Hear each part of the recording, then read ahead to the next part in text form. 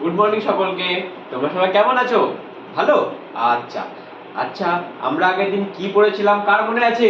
আগের দিন আমরা যা উৎপাদক শিখেছিলাম না, উৎপাদক জিনিসটা তোমাদের ঠিক মনে আছে তো? কি বলতো, উৎপাদকটা কি করছিলাম আমরা? আমরা কতজনের মধ্যে একটা জিনিস ভাগ করতে পারি, একটা মানে কয়েকটা জিনিস, আমাদের কাছে যে কটা জিনিস আছে কতজনের মধ্যে কি করছিলাম, সমান ভাগে ভাগ করছিলাম। সেটাকে আমরা অঙ্কের ভাষায় কি বলছিলাম? উৎপাদক। আচ্ছা, তাহলে একটা জিনিস লক্ষ্য করছিলে, কারো কারো কি কি যে যেমন 3 সংখ্যাটা আর একটা 6। আগে বলো তাহলে, তোমরা করে দেখি কতটা তোমরা শিখেছো, সেটা আমি আগে যাচাই করে নিই, ঠিক আছে? যে বলো তাহলে, এই 3 এর উৎপাদক কি কি হয়েছে? 3 সংখ্যাটার উৎপাদক কি কি? কে বলতে পারবে? বাহ, বলো তো সুমিত। 1 আর 3। বাহ, সুমিত তাহলে ভালোই শিখেছে কিন্তু। আচ্ছা সুমনা, তুমি বলো তো 6 এর উৎপাদক কি কি হবে? 1 2 3 আর 6। বাহ, তোমরা তো দেখছি সবাই খুব ভালো শিখেছো গো। যাক, খুব ভালো লাগলো। এরকম করে প্রত্যেকটা অঙ্ক কিন্তু খুবই সোজা। এখানে আমরা আগের দিন কিন্তু সন্দেশ নিয়ে, আলু নিয়ে, কখনো পেন নিয়ে ভাগ করছিলাম। আজকে আমরা আলু সন্দেশ তো আর কিছু নাই, আগে আমরা শিখে গেছি উৎপাদক। আজকে আমরা এই সংখ্যাগুলোকে নিয়ে, এই সংখ্যাগুলো উৎপাদকের উপর ভিত্তি করে দুই ভাগে ভাগ করা হচ্ছে, তাকে কি বলে সেটা আজকে আমরা শিখবো, ঠিক আছে? আচ্ছা লক্ষ্য করো, এই সংখ্যা 3 সংখ্যাটার কটা উৎপাদক বেরালো? 1 আর 3। আচ্ছা, আর 6 সংখ্যাটার কটা উৎপাদক বেরালো? 1 2 3 6। আচ্ছা, 4 সংখ্যাটা করে দেখো তো, 4 এর কি কি উৎপাদক হতে পারে, কে বলতে পারবে? 1 2 আর 4। তাহলে 4 এর উৎপাদক কটা হলো? 3টা। তাহলে একটা জিনিস লক্ষ্য করো, এই সংখ্যাটা 3 সংখ্যাটার কটা উৎপাদক? 2টা। কটা উৎপাদক? আর 2টা। আর এই 6 সংখ্যাটার কটা উৎপাদক? 4টা। আর 4 সংখ্যাটার কটা উৎপাদক? 3টা। এই উৎপাদকের সংখ্যার উপর ভিত্তি করে আমরা এই যে সংখ্যাগুলোকে, পূর্ণ সংখ্যাগুলোকে কি করি জানো? এই সংখ্যাগুলোকে দুই ভাগে ভাগ করি। একটা হচ্ছে মৌলিক সংখ্যা আর একটা হচ্ছে যৌগিক সংখ্যা। এইবার তোমার মনে কি প্রশ্ন আসছে? আচ্ছা দাদা, তাহলে এর মধ্যে কোনটা মৌলিক সংখ্যা, কোনটি যৌগিক সংখ্যা? কিন্তু এখানে 3টা সংখ্যা আছে, তাহলে কোনটাকে কি বলবো আমরা, সেটা তো বলো। আচ্ছা ঠিক আছে, তাহলে আজকে আমরা আপাতত বুঝলাম যে আমরা কি শিখছি। আজকে আমরা শিখছি কোনটা মৌলিক সংখ্যা ও কোনটা যৌগিক সংখ্যা। তাহলে আমরা কি শিখছি সেটা দেখো। এবার আমরা চলে আসি 3 সংখ্যাটা।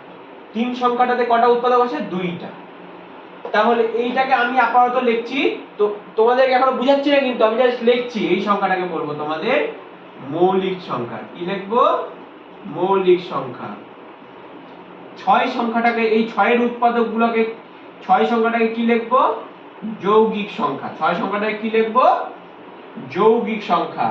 আর 4 সংখ্যাটাও কি লিখবো? যৌগিক সংখ্যা। তাহলে দেখো তো, এই যে আমি যৌগিক সংখ্যার মৌলিক সংখ্যা লিখলাম, এর উপর ভাগ করে কোনটা যৌগিক সংখ্যা কোনটা মৌলিক সংখ্যা তোমরা বুঝতে পারছো? বলো, বুঝতে পারছো কি?